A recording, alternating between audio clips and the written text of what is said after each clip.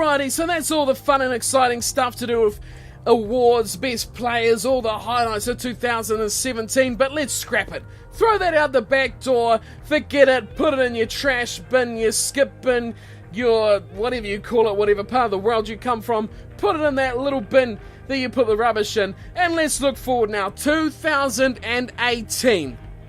Now, you guys have been saying, we need some excitement. Career mode, it's too easy for the Highlanders. Well, this is where I say to you, this is my reasoning. We're at a peak.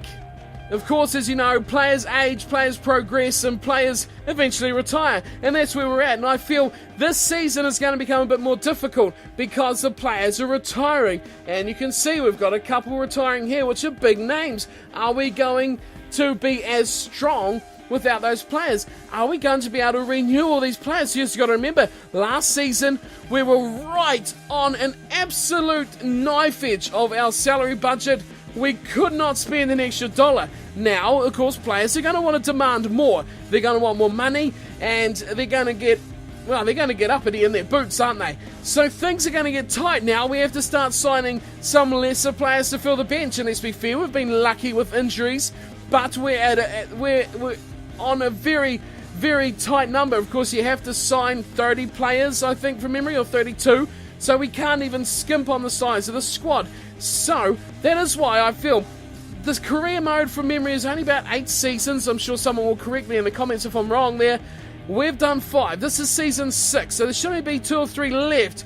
Now things are going to get interesting. I think if we cut this now, we could miss out on what could be the toughest time, the biggest struggle, the money worries, and this new development of players coming through that aren't at that same standard. This could be interesting. Let's let it run through and see how we get on for 2018. Let's have a look at who's retiring. Let's have a look at who's out of contract and who we have for next season, 2018. So starting off with John Afoa. And under him, we have Stephen Moore straight away. So Afoa's got a couple years. He's going to be bloody old. Really, they should retire even if they have contract time left. John Afoa signed 5 years, but at 34, you can't expect too much from him. He probably won't get much playing time this season. Stephen Moore's gone, retired, so he's out of here. We've still got, of course, Owen Franks. He will be our number 1 prop, I'd say, with John Afoa going down the slippery slide of old age. Ebenezer Beef still there, as is Retallick, but both expired, so don't expect them to pick up the same money. They are huge value at 130k. They won't stay there. They will be heaps more, so keep that in mind. Sam Warburton, Stefan Armitage and Ben Moen, they are still here, but Armitage won't. He'll be retired next season. So will Moen. So they're definitely getting on the old mark as well. We have Warburton for a long time, but he's a bit of a young'un, so no worries about him. So Armitage and Moen, we need to look for some younger and replacement back row options. Aaron Smith's out of contract as well. He's 29. He'll be worth keeping hold of, but again, he's very expensive. He should go up, I'd guess, to about 250 this season. Robbie Robinson's still there. He's only 28. Osborne's still got a few years remaining, but here's the big one, Sonny Bill Williams. Now, if you remember the awards, he was the key man. He was the line breaker. He was the sparker, and let's be fair, he played every single match apart from 1 or 2 in the season. Without him, this team isn't as strong. As much as some people may hate Sonny Bill Williams, even on the real field out there and in this game, he is a match winner. He is a massive loss. He is retired and we don't have him anymore. It's freed up 300k for sure, but we will not find a better replacement. That's going to be a big loss, and this is why I feel 2018 could be interesting without the Sonny Bill Williams factor. Moving on through George North. He's still got a few years left, and he's still very young as well. Sherwin Stow's 1 year left and will probably be his last. Of course, he's not the best player, but he just scores tries because he's fast. Ben Smith at the back, he's 31, still a couple years left, but he will retire very soon as well. Ben Tamiafuna, 1 year left, he's still pretty young. Matu'u probably will see out his contract and retire. Duplessis is expired, but very young, worth hanging on to, as is Faletau with a couple of years left.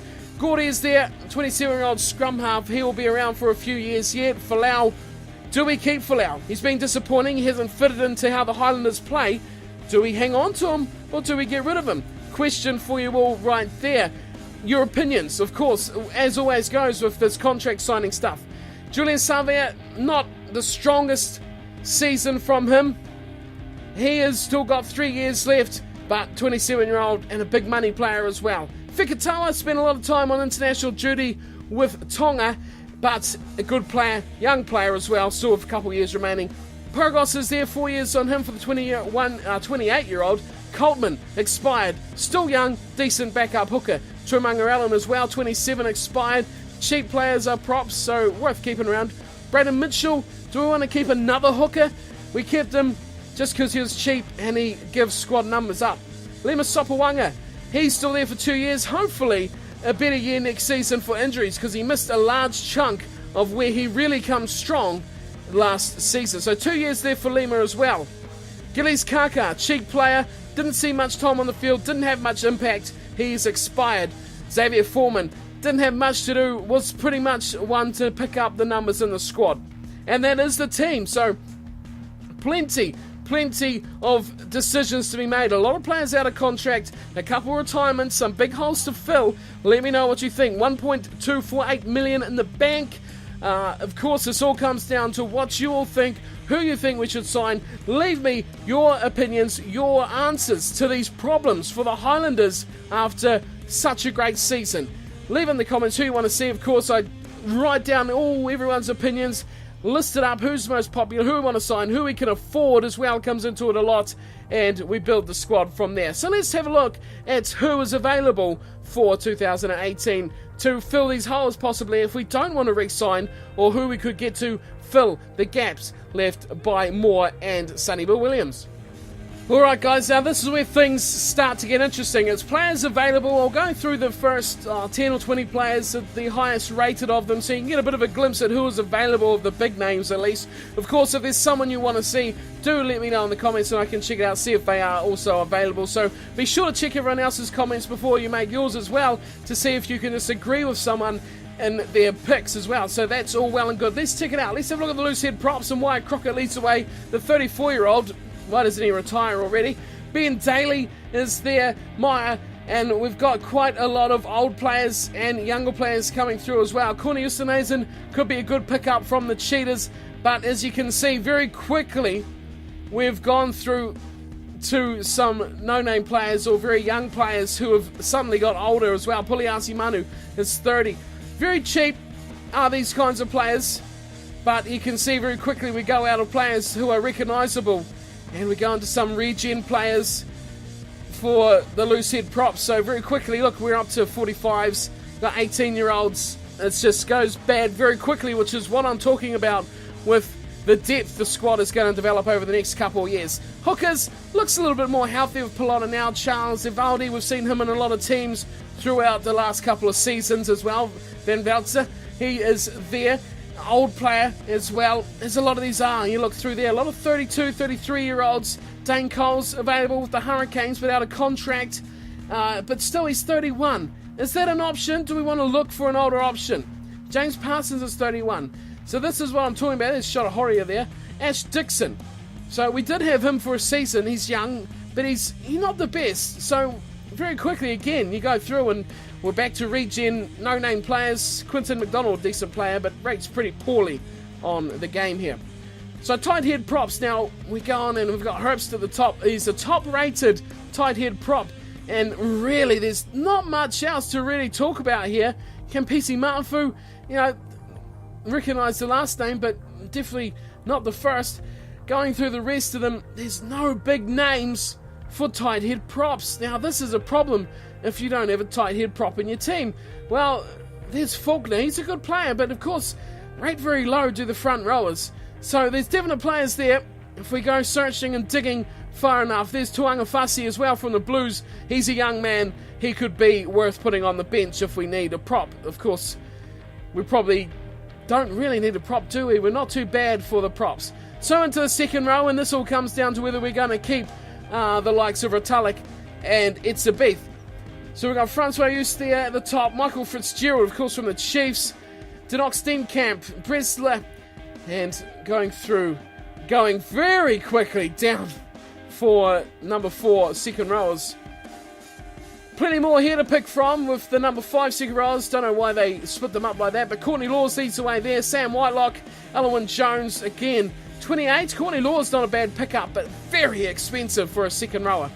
Aaron Shingler, he's a bit more a decent price. Maybe he's worth a pickup. Do we want to replace any of our locks? Because now I think about it, all 3 of them are out of contract. James Hall's there.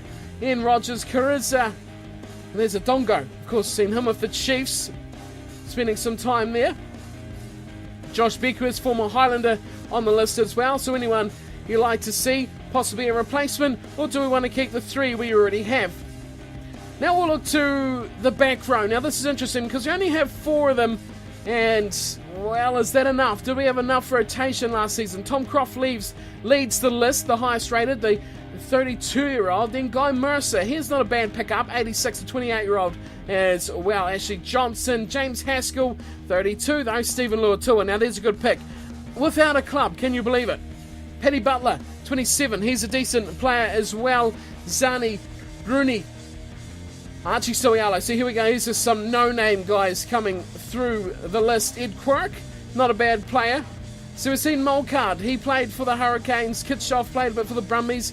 Namibian, I think their flag is. Watts Jones, and we've seen these guys play for the other side. So, you know, they're definitely filling out their options.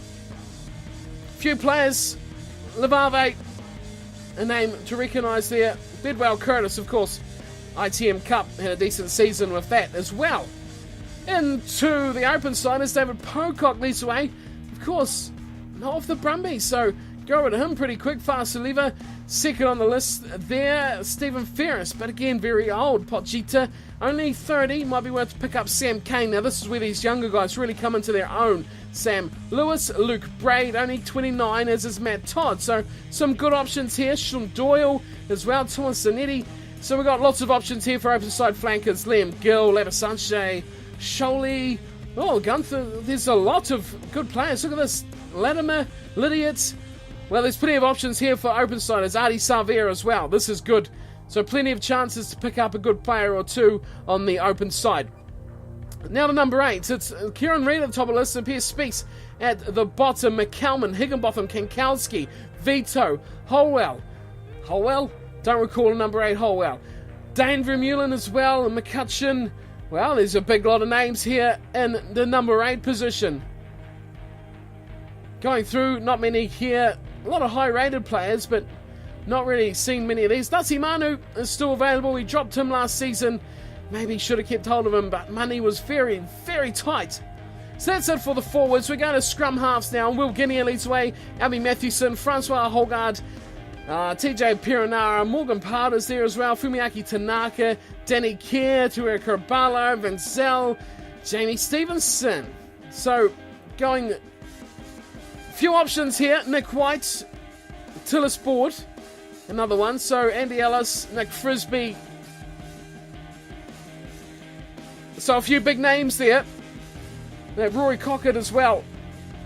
31 though. So a lot of names there. Frey Wilson. Landaho, still thought he might have been a good pickup for the Highlanders, but his wage is quite high for a backup scrum half. So lots of good players there as well. Remark. So, lots of chances if we need a number 9, which... do we need number 9? Into fly halves, Quade Cooper, Aaron Cruden, Sam Norton-Knight, why isn't he retired? Those 2 are fairly young too for their position. Jacques Pochita, Jonathan Sexton, we dropped him, didn't we, from the Highlanders. Toby Flood, Bowden Barrett, Danny Cipriani, Patrick Lambie. And then we lose it out pretty quickly after that, don't we? Zach Holmes. Oh, Johan Husson is there out in the Yankees. Good players. George Ford, now there is a good young player. Very expensive though, once again. Is it worth picking up a player like him for the long term? Or is Robbie Robinson enough? And Lima Sopawanga, Paddy Jackson, Bernard Foley, Ehire West is there. Well, there's Garrity, Shane Garrity, Gareth Anscombe, Ian Madigan, Colin Slade. Oh, the list goes on. There's Jules Plaston. A lot of names here for fly halves. So, Dan Bigger. He's with the Stormers, so yeah, I remember him playing against them as well. So a lot of options here at number 10. Onto the left wing, Brian Habana, Digby Ioane. So I'm surprised those 2 haven't retired along with Drew Mitchell. Not worth even signing, in my opinion. Di Pablo, Tamani on the Brumbies. Nakatasi. Now, here's a good option here.